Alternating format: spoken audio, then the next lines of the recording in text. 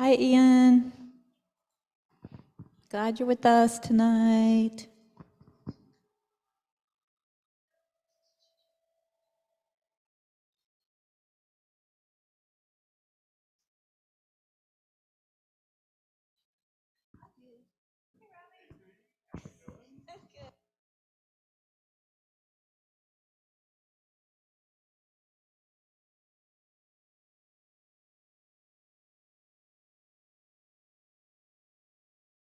Hi, Emily. Hi.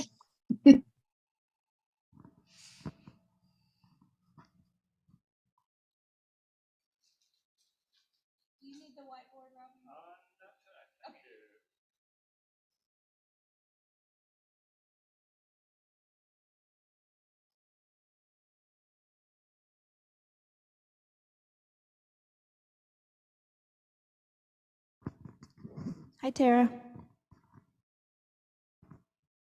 Hi, Rainey.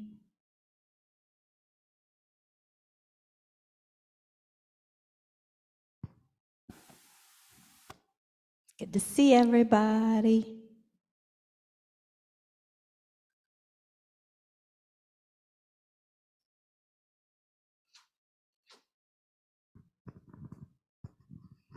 Robbie is here, but we're going to give it another few minutes.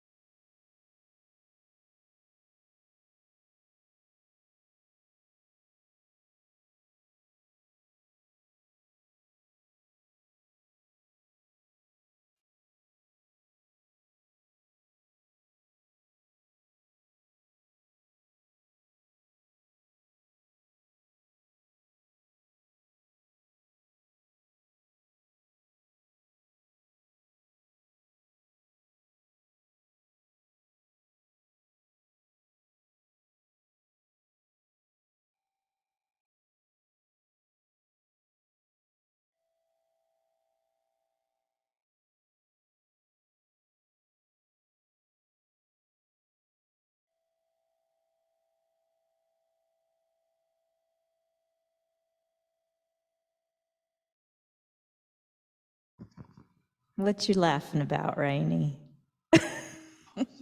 Yeah. Yeah. How do I do that? Hey, Rainey. She's got you muted on purpose. No. Say hey, Do I know you? You don't look familiar. Good. Oh, you guys. Bill, Rainey. Good evening, Rainey, Bill. Now y'all know each other. Hey, Rainey. Good to see you, Bill. Rainey, have you met my good friend Bill? That's Chris back there. He's ghosting. I'm in an echo chamber. So, hey, Dinesh. Hi, Jonathan. Hi, Giovanna. Hello, everyone in the Kadampa. Hello on YouTube, especially Ian. Hello.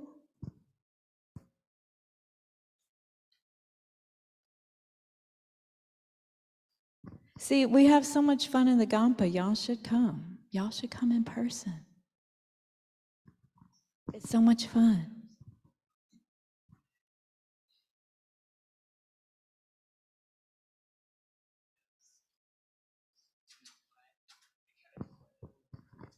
Robbie's arrived. I think so. Testing. Okay, great. So I'll let you have any announcements? The only announcement that I have is spotlight myself so folks can see me. Okay, so the only announcement I have is that this session will run for the next 4 Mondays, so all the Mondays in June, and then we'll have a break between or after for like, I think it's July 4th or something like that, and then we'll start back up. So keep your eye out for that. The next one I think is Death and Rebirth, and Steep will be teaching that one. As always, we do appreciate any contributions, donations. If you are in person, you can donate. There's a little box right outside the Kadampa door. We accept checks, cash. If you're online, you can donate online. Just go to kadampa-center.org, and up in the top right-hand corner is a little button that says donate. We do offer all of our teachings for free of charge, but we do have building expenses and like things like the internet and our power and all kinds of things. So thank you so much for your support if you can help us out in that way. I'm going to go ahead, I think, and go ahead and turn it over to Robbie. As far as other things happening at the Kadampa Center, real quick, if you go to kadampa-center.org, click on the upper right-hand corner again for calendar, and that shows everything that's going on. So we do have a lot happening every month. And on that calendar, once you're there, you can also just click on, you know, whatever day or whatever class or event there is to find out more information. At the end of class tonight, I will stay on and go through how to find any of the course materials and the information sheet, and where you can find the homework that will be posted there as well. So if you need that, just stick around. I'll stay on and do that.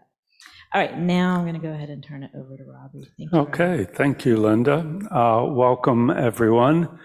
Let's see, can I get the full picture of everyone who's online, Chris, just so I get an idea of whom I'm talking to? Thank you. Okay, so good evening, everyone. My name's Robbie Watkins. I'll be the leader for the next 4 weeks. We'll be meeting on Monday nights from 7 to 8 p.m. This module is, the official title, is it relating to the spiritual guide or? The spiritual teacher. The spiritual teacher. Okay, this is not a module that I usually teach. I think I've done it once before. Okay, so we'll be exploring this topic together. It's a topic that causes some confusion for some people. So hopefully, if nothing else, you'll come out of this less confused than you came in. If you come out more confused, maybe that's a good thing also. Let's see, do we have anyone who's here for the very first time at Kadampa Center, either in the room or online? Okay. And do we have anybody who's doing their very first Discovering Buddhism module? Okay, so everybody's up to snuff. And okay, so I'd like to begin with our prayers in the Gold Prayer Book. Page 34. Has anyone gone through the prayers and explained them in any of the other modules this time around? Well, I'm not going to do that tonight. So if you're not familiar with them, just take them on faith or a sense of curiosity or anything. But they will be explained in some of the other modules, I'm sure. We may touch on some of them here. So we'll start with on page 34, Refuge in Bodhicitta, 3 times in English. Then the 4 immeasurables, the 7-limb prayer, and the short mandala offering. And then we'll follow that with our first meditation session. I go for refuge until I'm enlightened to the Buddha, the Dharma, and the Supreme Assembly. By my practice of giving and other perfections, may I become a Buddha to benefit all sentient beings. I go for refuge until I'm enlightened to the Buddha, the Dharma, and the Supreme Assembly. By my practice of giving and other perfections, may I become a Buddha to benefit all sentient beings. I go for refuge until I'm enlightened to the Buddha, the Dharma, and the Supreme Assembly. By my practice of giving and other perfections, may I become a Buddha to benefit all sentient beings. May all sentient beings have happiness and the causes of happiness. May all sentient beings be free from suffering and the causes of suffering. May all sentient beings be inseparable from the happiness that is free from suffering. May all sentient beings abide in equanimity, free from attachment for friends and hatred for enemies. Reverently I prostrate with my body, speech, and mind. I present clouds of every type of offering, actual and imagined. I declare all my negative actions accumulated since beginningless time, and rejoice in the merit of all holy and ordinary beings. Please remain until the end of cyclic existence and turn the wheel of Dharma for living beings. I dedicate my own merits and those of all others to the great enlightenment. This ground, anointed with perfume, strewn with flowers, adorned with Mount Meru, 4 continents, the sun, and the moon. I imagine this as a Buddha field and offer it. May all living beings enjoy this pure land. Idam Guru Ratnam Mandalakam Niryatayami. Okay, so we'll begin with a meditation session. I think most people are familiar with some of the basics of meditation. The word meditation, or gom in Tibetan, in our tradition, means becoming familiar with. Becoming familiar with our mind, how it works, and becoming familiar with beneficial states of mind, beneficial thoughts such as love, compassion, patience, generosity, joy. As our mind becomes familiar with those, as it gets to know those, the mind becomes those. But we're not going to do a very complicated meditation right now, just a simple concentration meditation. We need to become familiar with being concentrated, with concentrating, because the way most of us live our lives, concentration is far down the list of things we're thinking about or becoming familiar with or experiencing. So we'll start by checking our posture. If you're sitting in a chair, don't lean back, but just sit straight in the chair. If you're on a cushion, sit towards the front third of the cushion, again, so you're not leaning back. Your back is nice and straight, but not rigid. Head straight on your shoulders, maybe just a couple degrees in front of the vertical. Eyes either lightly closed or just slightly open.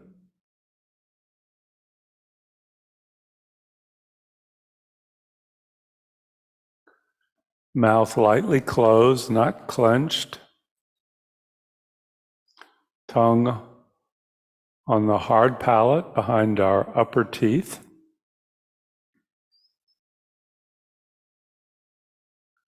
Shoulders down, slightly back, so that our chest is open. Upper arms a little bit away from our torso.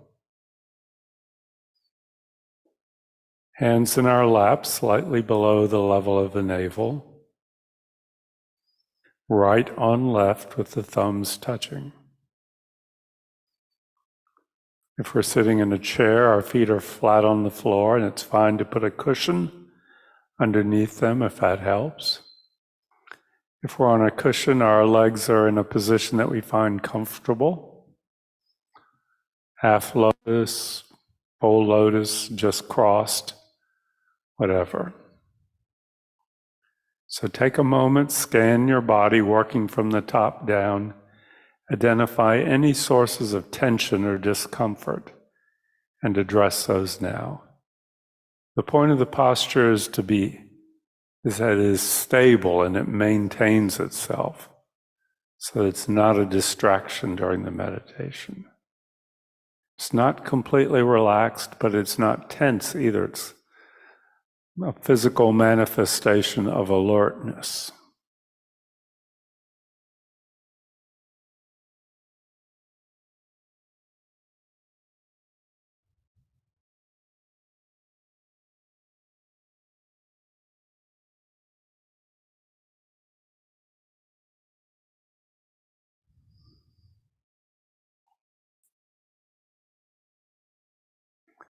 And we can begin our meditation by taking 3 deep breaths from the abdomen, the stomach expanding on the in-breath and contracting towards our spine on the out-breath. And just do that 3 times slowly.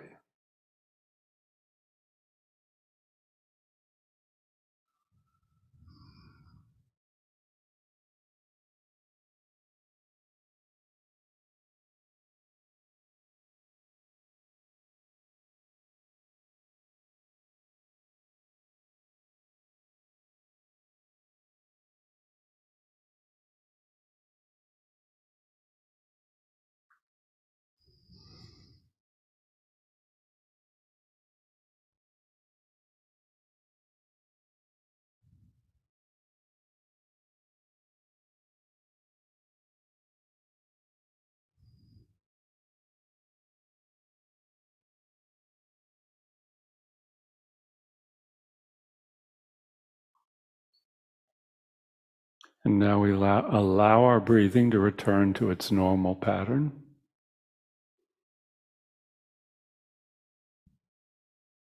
And following up on our prayers, we set our motivation for the meditation to follow.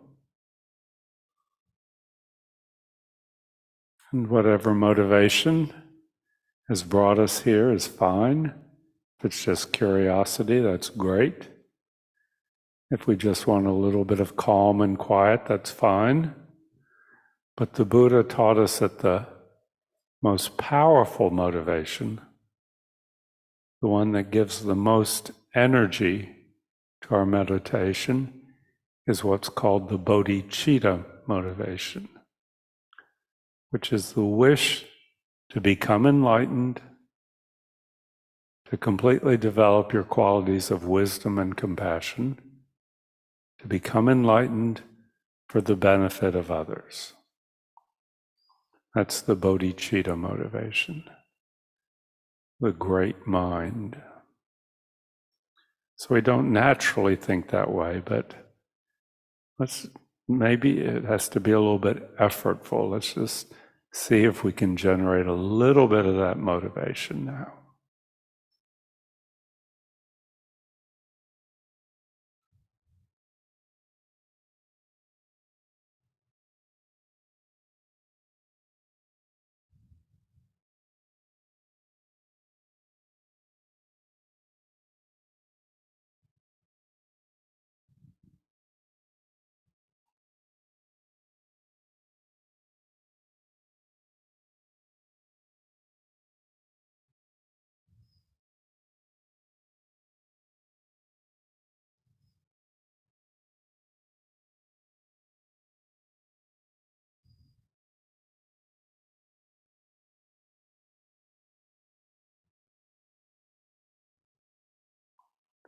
And having set our motivation, we begin the actual meditation. This is a concentration meditation. We're becoming familiar with our mind's ability to concentrate. So we're going to place our awareness, our consciousness, on the physical sensation of the breath, moving in and out through our nostrils. Nothing more than that. Mind on the movement of the breath in and out through the nostrils. We're not describing it to ourselves. We're not visualizing it. We're not even going to count the breaths. Just direct perception of the breath. Mind on breath, so that in a way they become one. And every time we notice that our mind has wandered off to another object, we gently set that aside and come back to the breath, over and over and over again. And that's the meditation.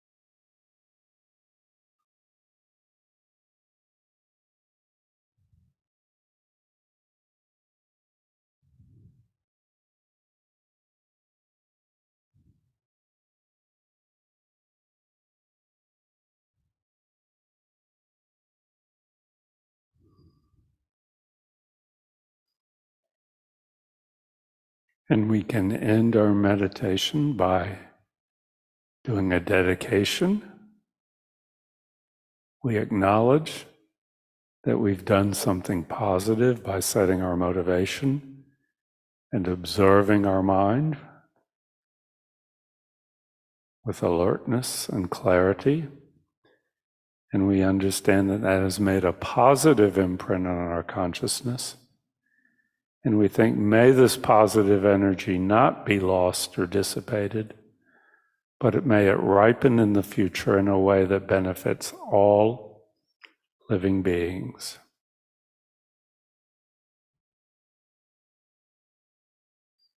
And you may relax your concentration now.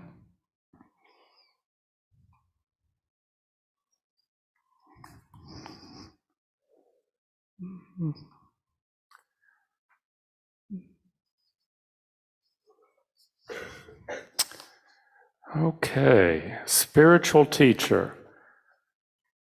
This is a loaded topic, subject to a great deal of, I think, in some ways, some misunderstandings, a little bit of confusion, can cause some problems for people, can be a source of problems due to misperceptions. I want to start off with just a little bit about terminology. You'll hear some other terms that are, if you hang out in Buddhist circles, you may hear some jargony words. Sometimes you hear spiritual guide. Sometimes you'll hear mentor, spiritual mentor. Another term that's often used is spiritual friend, which is a very nice term. Okay, and these all mean the same thing. They're all ways of referring to a teacher. And then you'll also hear the words guru and lama. They both just mean teacher. Okay, guru is a guru I guess is a Sanskrit word, and lama is a Tibetan word, and they're basically interchangeable. They're not official titles. Okay, there's no international organization of gurus and lamas that designates people as being qualified to be called that. It's something that the students do on their own, refer to someone as a guru or a lama. But again, it just means a teacher. You'll also hear the term geshe, which is an actual academic degree. It means you've completed the full course of monastic studies in a recognized Tibetan monastery. It's typically 17 to 18 years.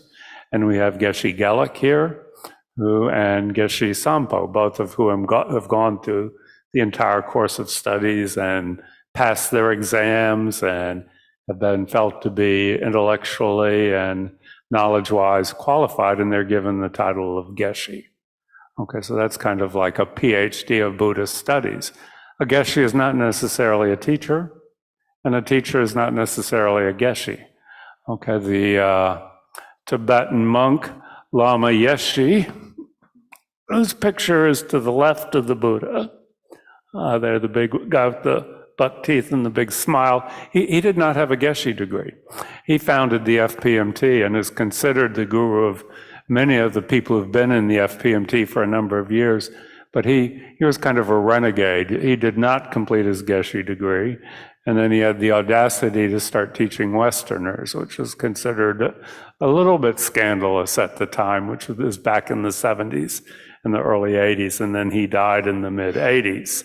And his position was taken by Lama Zopa, whose picture is to the right of the Buddha, who was Lama Yeshe's main student.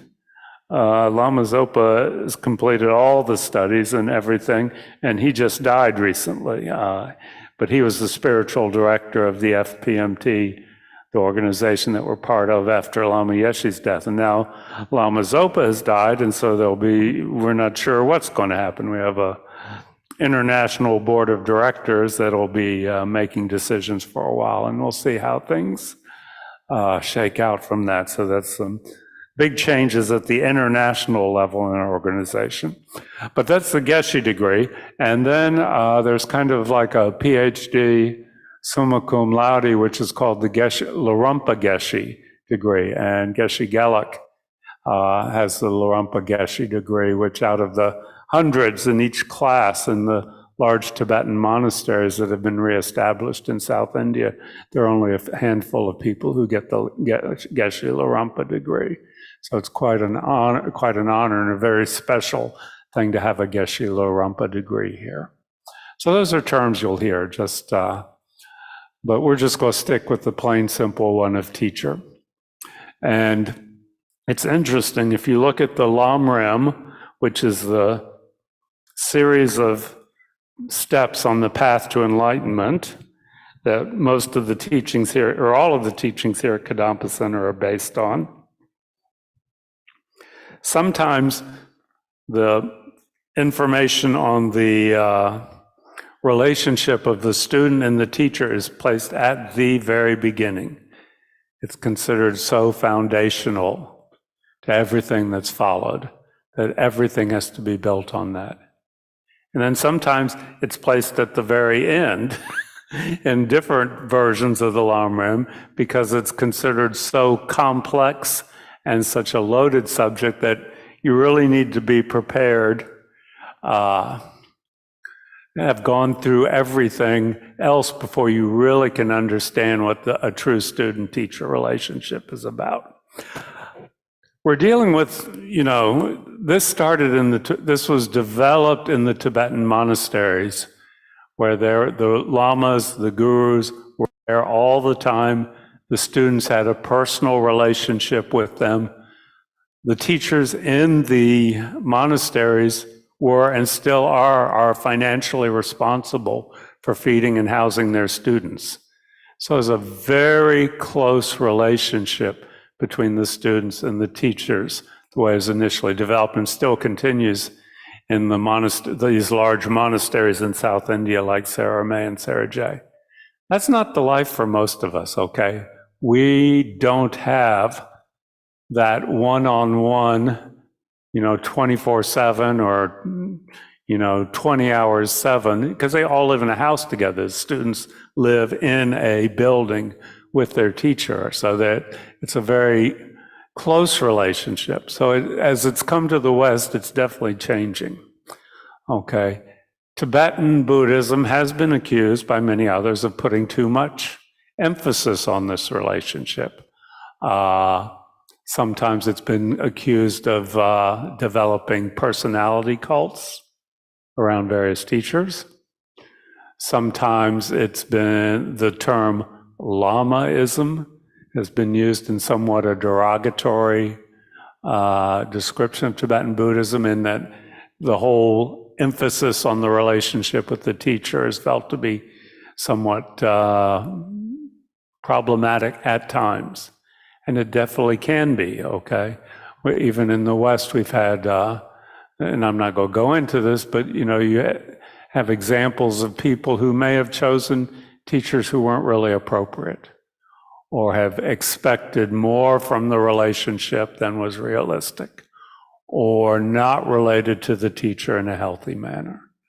So those are things, that's just kind of some of the conversation that goes on behind this topic. But we're going to talk about, what's it like to how do you relate to a teacher in terms of living in Raleigh, North Carolina, and having a job and a family, and you come to Kadampa Center once or twice a week. What does having a teacher there mean? So there are a couple points about having a teacher that I wanted to make tonight. First thing is we need to understand is that almost all of us were on a spiritual path, okay? We're starting at one point, and it's changing continuously. Okay, so that means our relationship with our teachers is going to be changing. Okay, when we're newcomers, we're just studying Buddhism, maybe intellectually, or just trying to get something that'll help us in our life. Our relationship with the teachers is going to be very different from what it may become as we've progressed along the path and become very serious practitioners. Lots of times people come in and they say, oh, I've got to find a guru. I've got to find a lama. And, that's certainly not the way to approach any of this, okay? There's no need to find a personal teacher or a spiritual guide right off the bat. Okay, so just be aware that as you progress along the path, which most of us will, some of us backslide, but hopefully we're progressing, our relationship with teachers will change over time. It's not going to be the same as it was 5 years ago or 10 years ago. Okay? Most people study with multiple teachers, okay? You don't have just one teacher who is your sole source of information and guidance on the path. And, that's something, that's one of the strengths of coming to Kadampa Center, is that we have access to, through the FPMT, this organization, we have the resident teachers who are here, okay? And they're only here because the FPMT told them to come here. They're not here because we had some mystical power to attract them, but Lama Zopa told both Geshe Geluk and Geshe Sampo, you need to go to Raleigh, North Carolina. No ifs, ands, or buts about it. And they've done that with great goodwill and have been here quite a while. So we have our resident teachers. We have our visiting teachers like Venerable Rabina Corton, who's been in the FPMT for years, Venerable George Chernoff, all the other teachers you've seen come through over the years. It quieted down a little bit during the pandemic, but that'll pick up again. We did have Lama Zopa Rinpoche. He was a teacher for many of us who came here a number of times. We were very fortunate to have that. And then we have His Holiness the Dalai Lama, who is behind. I call that a Buddha statue. It's not a Buddha statue. It's a Tisha statue. Excuse me. His Holiness the Dalai Lama, who many people who have never met him, never seen him, or have only seen him in an audience with 10,000 other people, feel like they have some sort of student-teacher relationship with him. And by being part of the FPMT, we have a a strong connection with him, in that he looks over the activities of the FPMT and gives guidance to the FPMT also. So we have a close association with His Holiness the Dalai Lama, just from Kadampa Center here through the FPMT. So we have access to a lot of teachers. And there can be teachers from other traditions, from Zen tradition. You can have teachers in other traditions, other traditions of Tibetan Buddhism or in Zen Buddhism or the Buddhisms of South Asia, or non-Buddhist, okay? Lots of teachers is fine. You don't have to limit yourself to one teacher. Not all teachers are going to be the same, okay? I think it'll be pretty obvious after a while that some of them are at different levels of spiritual attainment than others, and don't expect all your teachers to be identical or to teach the exact same things or to give off the same vibes or the energy. Not everybody's going to be the Dalai Lama, okay? But they can still be valuable teachers. But the teachers themselves are on different places in their spiritual path. Very important to realize that. And the next point is the relationship between the student and the teacher depends on where each of them is in their spiritual path, okay? So you may have a student who's down here and the teacher who's up here, or they may be equal or whatever. So there's that kind of variability that's going to enter into the relationship. The student and the individual student and the teacher are going to be at different places on their path. Just as a student may have multiple teachers, the teacher is going to have multiple students. As you progress along your path, typically, and this isn't true for everyone, there are some people who go off and kind of follow their own path, but most people find that as they progress along their spiritual path, their relationship with their teachers becomes deeper and more meaningful and more profound. And you may tend to narrow down your number of teachers. You know, you took some teachings from this person back then and you found it very helpful, but you no longer see them really as someone that you'll be learning from. You know, you can set teachers aside, but those who really you seem to have some sort of relationship with, that relationship tends to deepen over time as you progress along your spiritual path.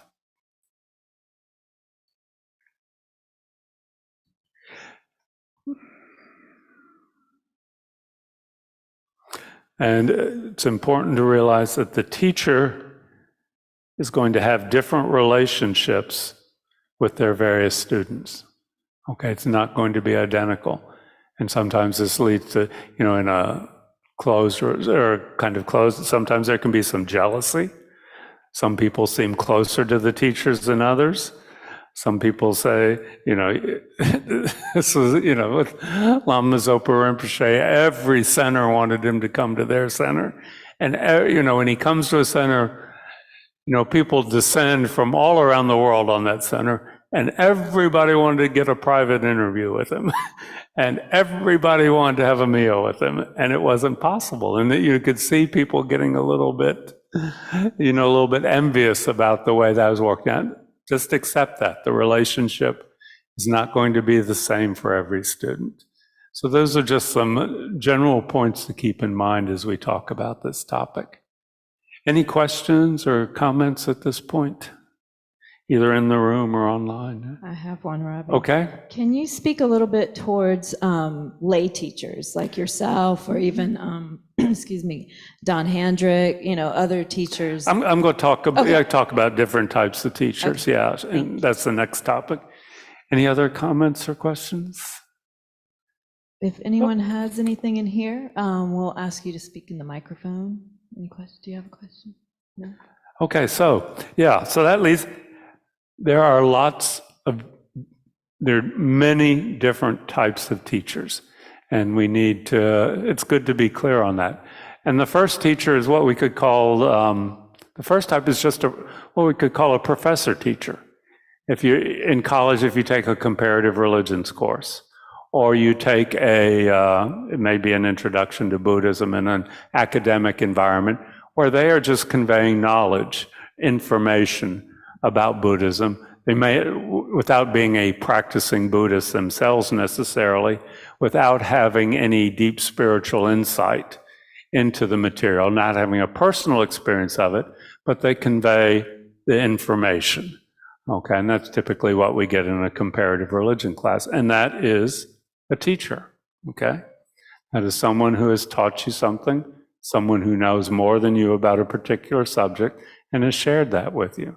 And that's really all a teacher can do. And actually, it's said, I'm wandering around a little bit here, a Buddha, like the historic Buddha, who achieved complete compassion, complete wisdom, fully developed those qualities of his mind. Really, all a Buddha can do is teach. Okay? A Buddha can't take your problems away, can't make you happy, can't purify your negative karma. You've got to do that work yourself. The Buddha can just share what they know with you. And that's what an enlightened being does. They teach, so to speak. Okay, so the first level of teacher is what we can refer to as a professorial sort of teacher or an academic teacher. Then we get into what we could call Dharma instructors. I think this is where someone like Don, I'm at probably a very low level like that.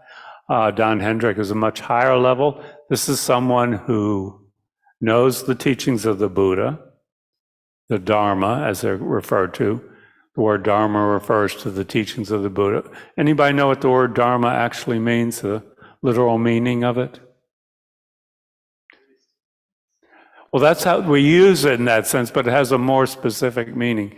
The word actually means that which separates us from suffering, which is kind of a neat word. But we use it to refer to the teachings of the Dharma. So you have a Dharma instructor, someone who not only knows the teachings, to some level or another, but has actually started to practice them and has some faith in them themselves. So that's what we could call a Dharma instructor.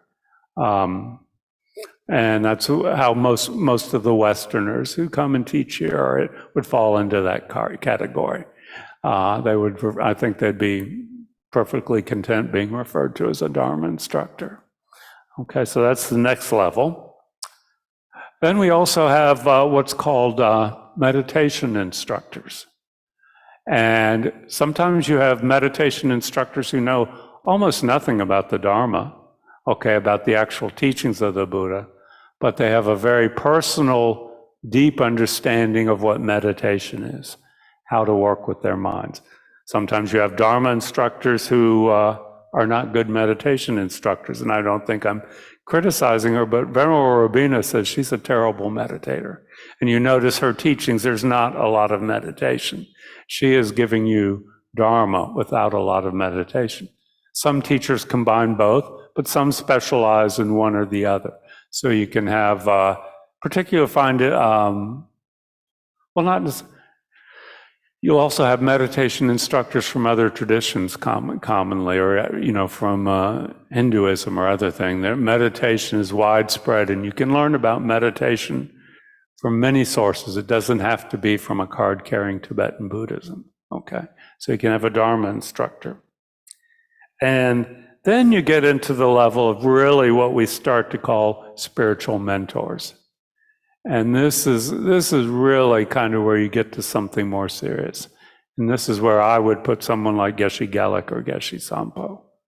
Someone who is not just sharing the Dharma and their understanding, but it really has a deep personal wish to guide others in their path. Okay, and we can refer to this as a spiritual mentor.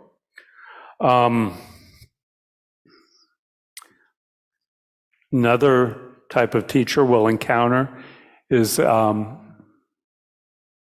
the type teacher who gives us vows. And we've talked, let's see, have they talked about vows in any of the modules so far? I think in the last module that Hemant taught, it's the spiritual path. Yeah, So he touched on a little bit of a lot of things. Okay, so typically in Tibetan Buddhism, there are 3 levels of vows that you can take. The first is refuge vows, which is saying, this is my path, this is what I'm turning to. The next level of vows is the bodhisattva vows, which is, I'm going to practice bodhicitta, which means you're a bodhisattva, that's someone who practices bodhicitta. And then the third level of vows is what's called the tantric vows, which you take when you get a tantric initiation, which is being given permission to do a very powerful type of meditation. And you take these vows from a qualified master, okay, which means they have taken the vows from a qualified master, who took the vows from a qualified master, that can be traced back without interruption to the historic Buddha. So there are certain tantric practices that have died out that are no longer given because the lineage has been broken, okay? But when you take it in the Tibetan tradition, within an organization like the FPMT or something, everyone who's giving the vows in any 3 of those levels has that connection, and it's an unbroken lineage. And one teacher may be qualified to give refuge vows, but not give bodhisattva vows. And then the people who give tantric vows are even fewer and farther between. But they've received the permission from a qualified master. And when you take those vows, you're establishing a deep connection with that teacher. Okay, that's a whole nother level. That's a connection that really is not to be entered into lightly.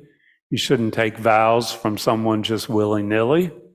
That's ideally from someone you've checked out, okay, and have some respect for. And we'll talk about this next week. What are the qualifications for a teacher? But that establishes a connection that really cannot be broken, no matter, even if you go off on, or there have been examples where the teacher and the student have gone off on completely different paths, but if you've taken vows with someone, there is still a very strong connection there that needs to be respected.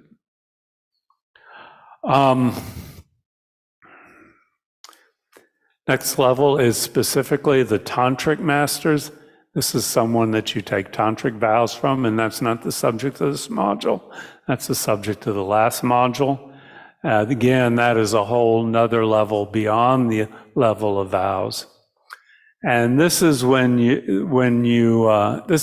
get into what can be referred to as guru yoga or guru devotion, where you start to see the teacher as the living embodiment of the Buddha, where the teacher that you take the vows from is your direct connection to the historical Buddha. Okay, so this is, as you can see, this is far on the path. This is not something where right at the beginning, this is when you get to the level of taking the tantric initiations. That establishes a very strong connection with that guru or with that lama. And then you'll hear people talk about their root guru, their root lama. This is someone who has looked at lots of teachers and has said, was that here? Oh, okay. Sound is coming out of there. That is someone who has looked at lots of teachers and has seen this one teacher and says, that is the one for me in this lifetime. And it's not necessarily the first teacher you meet. It's not necessarily the teacher you take vows from, but it is your root guru. And this is a very special relationship. It has great significance. In some teachings, it's said that you should check out a teacher at least for 7 years before you enter into that kind of relationship with them. Because this is someone whom you're really opening your mind up to, where you are really going to give them access, if you have this relationship, to everything that's going on in your mind. Okay, which doesn't mean they're going to control you or anything like that, but it's making yourself vulnerable to this sort of person. So it's a very loaded relationship that needs to be entered into with a lot of wisdom, a lot of analysis, a lot of thought, and a lot of meditation. So those are different levels of relationship with a teacher that we may enter into our spiritual path. And there's no command that you have to go through all of them, or you have to do them in that order, but that's just kind of starting from a very simple relationship to a highly complex one. And I think in the West, we go to either one extreme or the other. We say, I don't need a teacher, I can do this all on my own. I'm smart, I can do this. Or we jump right in and identify someone as our root lama the second time we've come to Kadampa Center or something. And that's equally problematic. Okay. But over the next couple of weeks, we'll be talking about what are the qualities that we should be looking for in a teacher? What are the qualities we should bring as a student to that relationship? And when you get into a relationship with a root guru, then the word disciple is used sometimes. It's that intense a relationship. But you wouldn't say you're a disciple of a Dharma instructor necessarily. That word may be overused a little bit. So, and we'll look at the qualities that we should bring as students, and then we'll look at the nature of that relationship. But at first, I'd like people this coming week to just think about what is the value of having a teacher for anything, not just on the spiritual path, but what do we expect from a teacher as students? Do we need teachers? Why do we need teachers? Who are some of the great teachers that we've encountered in our lifetime? I think everybody can think back to certain teachers they've encountered in their academic career. For me, it was my sixth grade biology teacher, Mr. Hathaway, and then my undergraduate organic chemistry professor, I'm blanking on his name, Steve. Yeah, I can't remember his last name. But those are two, I really felt were great teachers who made a huge impression on me in the academic career, and there are others. But it's worth looking at those relationships and seeing what made them so memorable. Any questions or comments before we do our last meditation? Anyone on Zoom? If so, you can just kind of raise your hand or unmute. If you are on YouTube, just type it in the chat. Anyone in here? Just raise your hand. Okay, so let's do a meditation.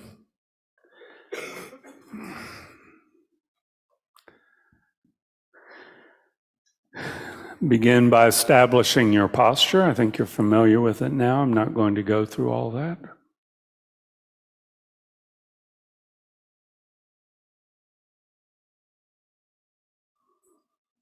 Three deep breaths from the abdomen.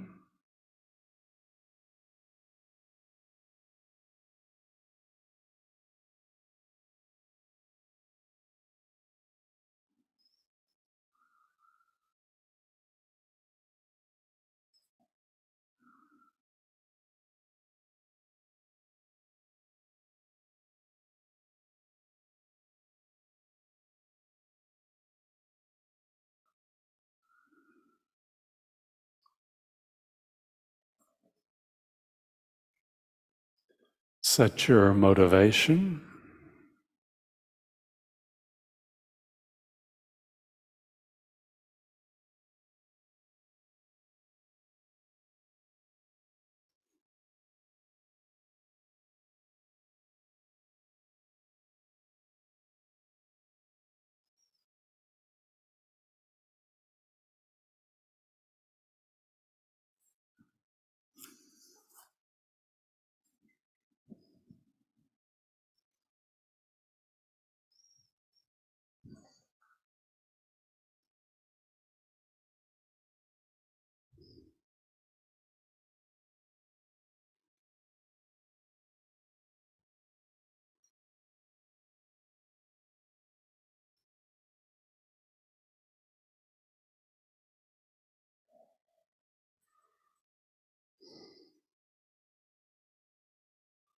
And now place the concentration, the awareness on the breath, moving in and out through the nostrils.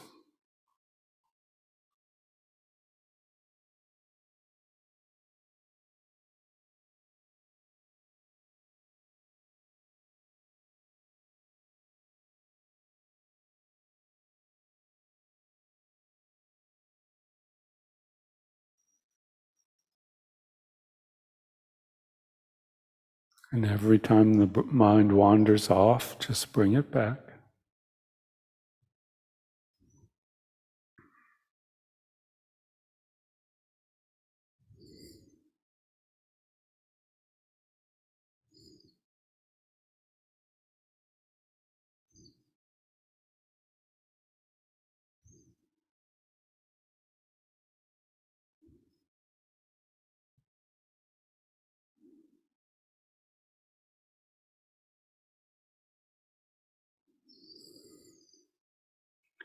And as we stay in this concentrated and alert state of mind, I'd like to read a few paragraphs from Lama Yeshe, the founder of the FPMT. So just pay attention to what I'm reading. The main reason that religion, in both the East and the West, has degenerated as much nowadays is the rarity of meeting good spiritual examples. If people never meet highly realized beings, they have no way of knowing the limitless possibilities of their own human consciousness. It is not enough that there are texts recording the deeds and accomplishments of past masters. By themselves, such stories cannot inspire us very much. In fact, they may only increase our feeling of remoteness. Buddha and Jesus lived such a long time ago, we may think, and their purity belongs to another age. It is impossible for someone like myself living in this 21st century to attain anything resembling their level of purity. The only way we can lay to rest these feelings of doubt, incapability, and cynicism is by coming face to face with someone who has activated their highest potential.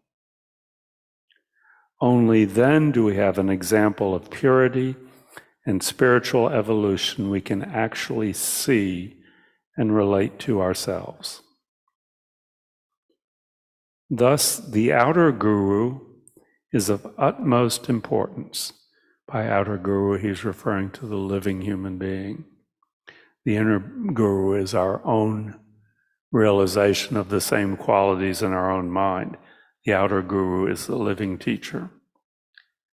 We need the example of someone who, while human like ourselves, has developed beyond the bonds of what we presently think possible.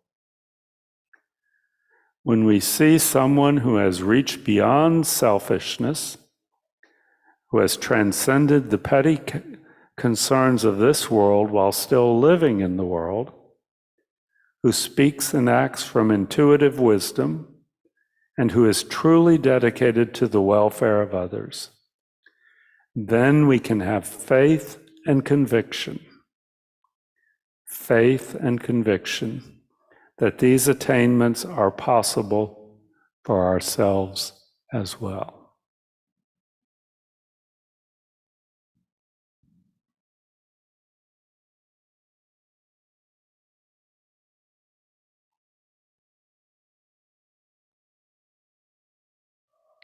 And do a brief dedication.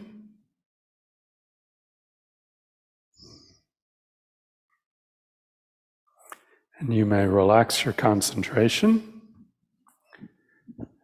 So we'll be here next week. We'll talk about the qualities that we should look for in a teacher. This coming week, I'd like you to start the readings, which Lynn will explain.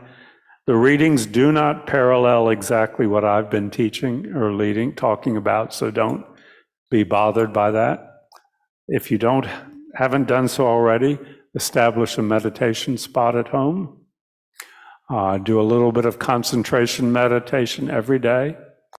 And I'd like you to, again, as I said, think about teachers that you've encountered in this lifetime who have made a deep impression on you, either in a spiritual sense or some other sense, and start to think about what were the qualities that they had that made that relationship so special. And we'll be back here next week. Thank you. Thank you, everyone.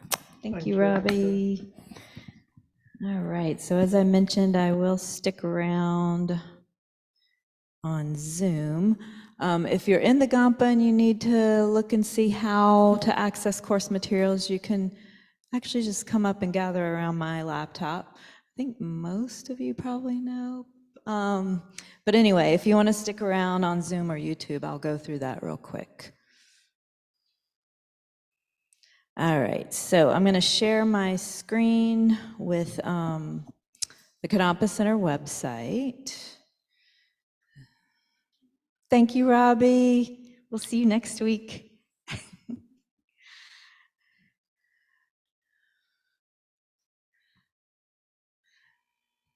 Anyone in here need to look at this?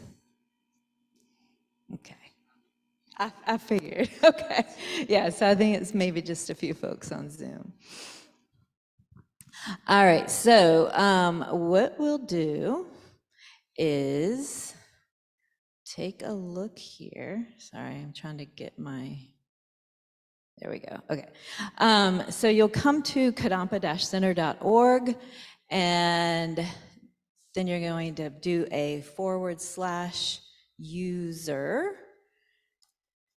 and that's going to bring you to this page.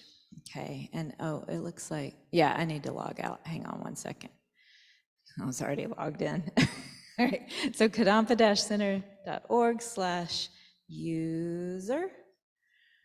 All right, and then you come to a page that looks like this, okay? And so you might only see this box, so you need to scroll down just a little bit, and there you see username and password. And the username and password would have been sent to your email address when you registered for the class. If you don't remember what that is, for Discovering Buddhism, it's db-participant. And the password is in your email. If you just need to register again for Discovering Buddhism, you can register as many times as you want. And then you'll have that fresh in your inbox. So I'm going to type in that password. I don't ever remember what it is. Okay.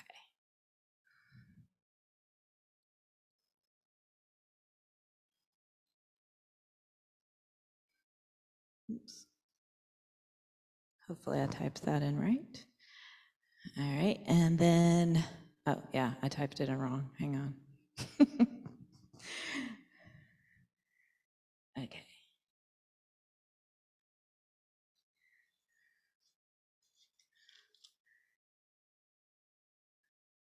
Oh yeah, I see what I did.